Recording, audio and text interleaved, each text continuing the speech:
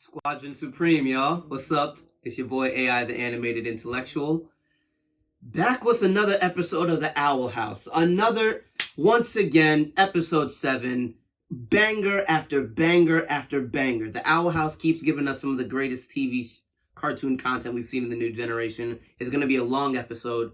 Long video, I mean. Let's get down into it. So, we start, and this is so cute. I got my notes here on my phone and whatnot. We start with Ida, looking through the list of things, saying how, errands need to be done, HOOTY needs to be clean, and she's just like, wow, you've changed, owl lady, and it's for the better. And just seeing that motherly side come out of her, something that she herself didn't even know that she had in her, was just, it's really beautiful to see. Absolutely beautiful. So now, from there, lo siento, just looking at my notes, trying to compartmentalize it.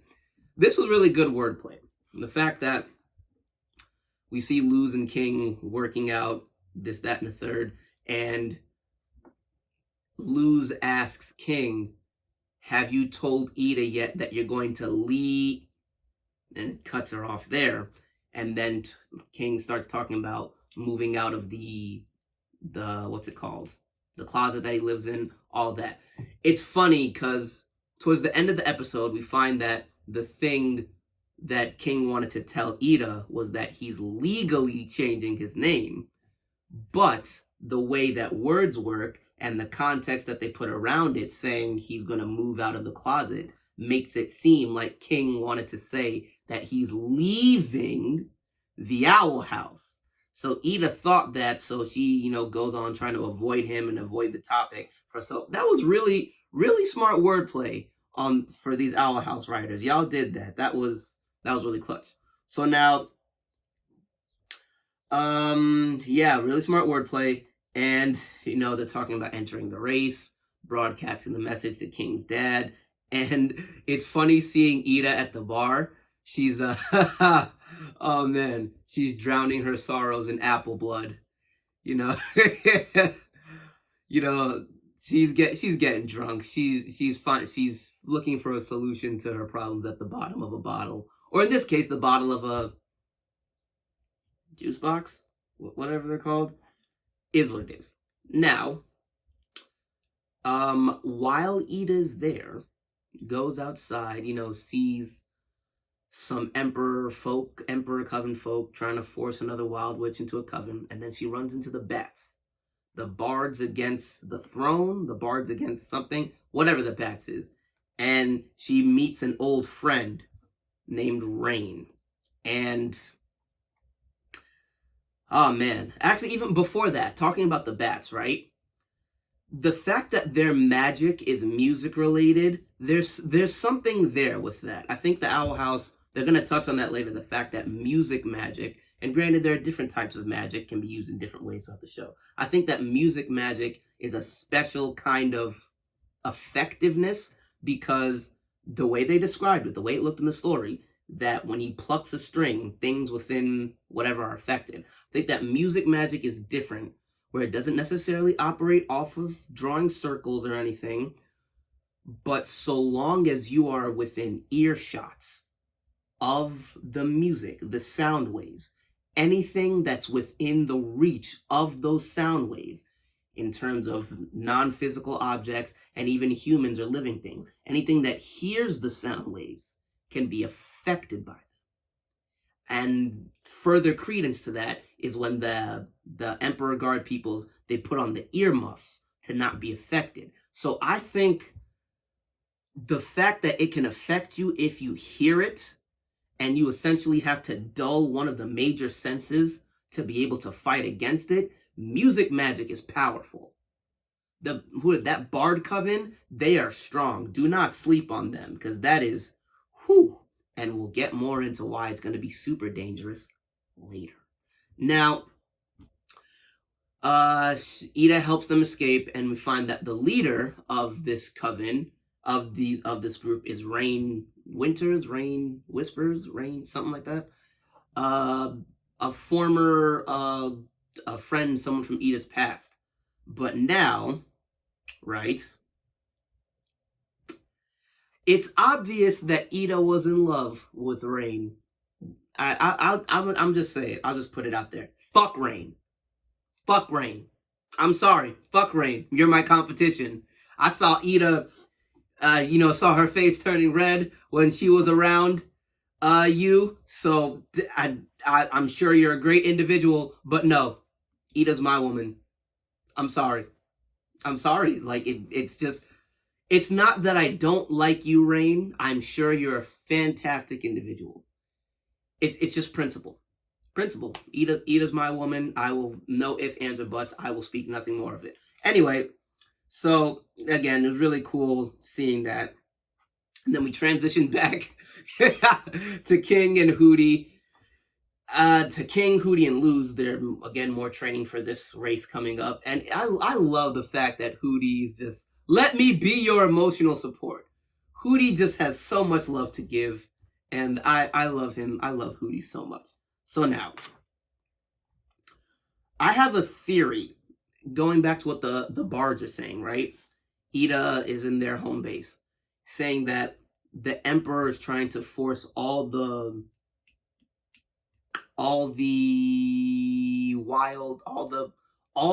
covenless witches into covens for a reason. He needs as much magic as possible. I have a theory about what's going to happen with all that.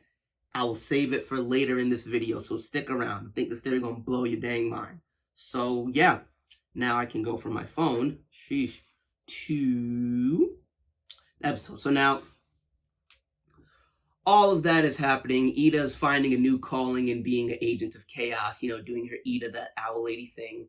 And again, avoiding the topic of what King has to tell her, because Ida doesn't want to be alone, because going back to, she's changed. Happy having people around her. And with King seeming like he's going to go, and Luz also bound to return to the human world at some point, things are going to go back to how they were. Again, the first episode, Ida said, my life has been made better by meeting Luz the human. And she could potentially lose all that. So, no pun intended. So, that's really clutch to see. Really, really good to see. Anyway, getting back to it. So, again, Ida helped them. No. So, all right. So, Ida's in the HQ of the bats, right? And the head witches set a trap for them, right? They were, planning to liberate some more people. Again, the race is going on. And, yeah. So, the two head witches of the Abomination Coven and what seems like the Beast-Keeping Coven, or the Beast Coven, whatever. No, not Rain, that's the Bard Coven. Darius and Everwolf, which, again, Darius, yeah. The Abomination Coven is definitely persons of color all around, because the Abomination Coven, again, like I said in the last video, that's moisturizer in the hair. Abominations are made of the best moisturizer that you will ever have, that you will ever see. Darius's hair is so moisturized, right? So moisturized that the hair is liquid itself. It's just moving because it's moisturized. I love to see it. So, Rain was talking to Ida, saying how, they were able to get out of the way of the attack, and a couple of the bats were captured and sent to the prison that we saw in the first episode of the first season, right? So now Rain is saying that the Emperor's planning a big spell, and he needs as much magic as possible. Okay, so here's my theory. 1 second, I'm just bringing it up on my phone so I get everything right. Going back to episode 6, I believe, when we first see all the coven heads, right? We saw all of them put their whatever necklace thingy inside the table thingy, and it all, gave them the vision of what's supposed to happen on the Day of Unity. Here's what I think is going to happen. The Emperor needs as much magic as possible, and he's trying to combine the magic of everybody on the Boiling Isles, because that's how much magic he needs to pull off whatever he's doing. Whatever phase shift he's going to do to try to, bring the Boiling Isles into the human realm or take over something like that, right? And he's doing it through the Coven heads. So I think that how we saw on Rain, right? He had his tattoo that was like here on his hand, and how, you know, the coven, when you join a coven, they mark you, whatever it is, right? I think that you're linked. Every member of the coven is linked to that. Your magic is linked through that. And the conduits, right, that all that magic can be drawn into is whatever necklace thing that each one of the coven heads are wearing, right? So literally, at the command of whatever that necklace thing is, each coven head can essentially draw upon the magic of every single person in their coven. So, and all the coven heads are loyal to the emperor. So, that's the thing, through the tattoos and all this whatnot. So since that is the case, the emperor is trying to force everybody to be in a coven. That way, right? So if every single person on the Boiling Isles, or as many as possible, but the plan is for all of them, are inside a coven, right? And all their magic can be sucked upon, can be drawn on by the coven heads. And each of the coven heads is loyal to the emperor, right?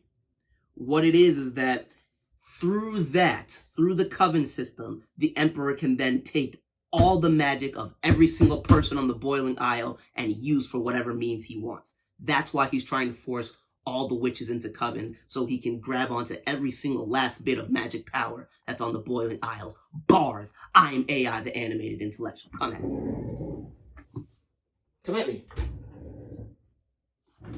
I mean, that's just me though. That's what I think, and it makes sense. It makes sense. So, yeah, again, that's why he wants everyone in a coven. That's his backdoor way to use all the magic for whatever the plan is. So, you know, really, really, really clutch. Origin from head witches. Yeah, so that's what that plan is. So now moving on.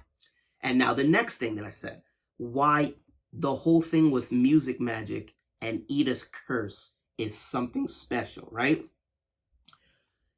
It's not a mistake that we saw that Ida's curse messes with magic.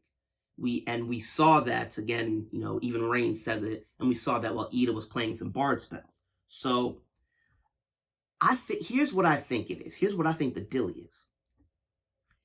Ida's magic is now something different because of the curse. We saw her playing the music thing with Rain, and we saw how it corrupted everything around her when it touched the abomination magic of Darius or the beast magic of Everwolf. They kind of like disrupted and like disappeared. So I think that because Ida's curse has changed her magic into something different. Ida's new magic is to corrupt magic, right? So now, and corrupt whatever living things are around her, but specifically magic. So why it's particularly dangerous combined with the music spells, right, is because, again, it's just sound waves that operate with the music spells, with the bard magic. So if you can combine that has such a wide range of use, right? Stay with me. Such a wide range of use that's essentially unstoppable if you can hear it or if you're in its general vicinity, combined with a type of magic that can disrupt and do all that damage. It's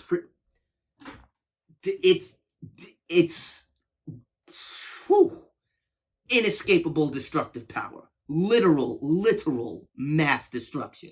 And why I think it's even crazier, right, is because, again, Ida's magic is changed. The magic to do something that you would normally do, but then combined with the curse, has not created, it's not fully a curse, it's not fully magic. I think it's anti-magic. Ida's new powers are based in anti-magic. She no longer has magic powers, magic anymore. She has curse energy now, but not, this is like Fairy Tail. Like how everyone else uses magic in Fairy Tail, but then the demons of Tartarus and all this whatnot, they use curses. But I think Ida specifically, she has anti-magic. The magic and the curse combined together to create something entirely new, the same way Ruby and Sapphire did to make Garnet. Come on! Come on! Come on! Ah!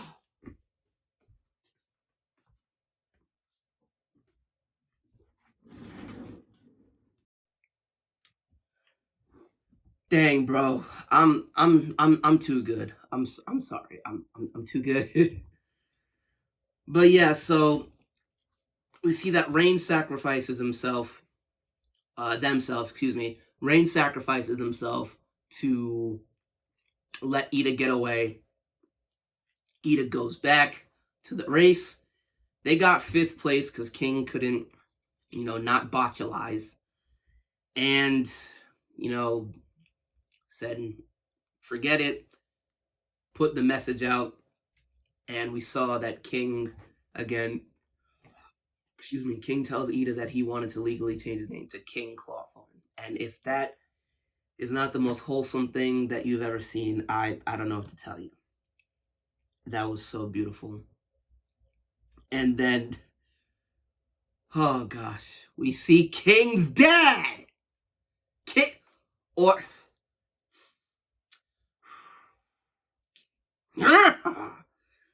Or at least someone else from King's species of demon, or from King's lineage. Because it might not be King's dad, just because the person that we saw in the drawings in the tower, right? Their horns were like this way and up, right? Versus this person, this dude who we're seeing, this demon, is just straight curved out like a ram. So I don't, it might be King's dad, who knows, but I doubt it is. I think it's probably someone in their lineage. Maybe King's uncle, maybe another family member, maybe King's uncle, or just someone who's part of that, whatever that was, right?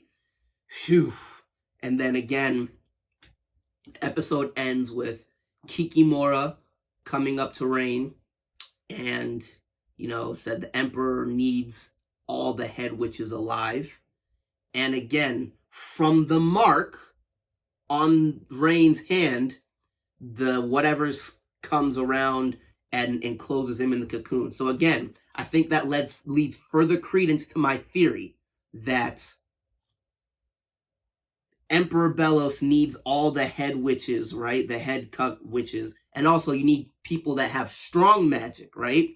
You're not you're certified a strong warlock, witch, magician, whatever, if you're able to rise to the ranks and become a coven head. So he needs all the strong people alive for that, again, to use their magic as a conduit to get everyone else's. So yeah, and then the episode ends. Another solid episode of the Owl House.